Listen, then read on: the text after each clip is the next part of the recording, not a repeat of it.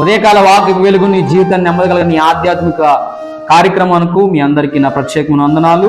ఈరోజు సోమవారం కదండి. సోమవారపు వాగ్దానము, దేవుని వాగ్దానము.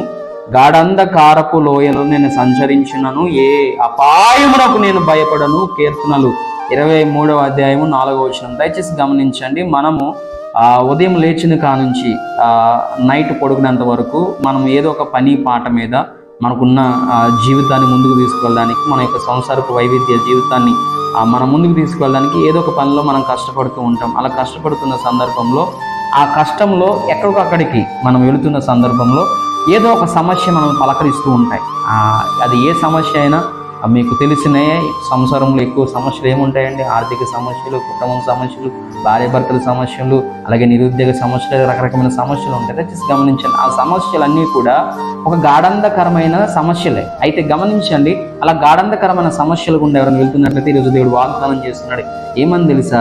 అయ్యా, గాఢంధకారపు లోయలో నువ్వు వెళ్ళినప్పటికీ కూడా అది ఎంత అపాయమైనా, ఎంత సమస్య అయినా నువ్వు భయపడదు, ఎందుకంటే నేను నీకు తోడుగా ఉన్నాను అంటున్నాడు. ఈ వాగ్దానం నమ్మినట్లయితే నాతో కలిసి ప్రార్థన చేయండి. పరిశుద్ధుల ప్రేమను మా తండ్రికి స్తోత్రాలు.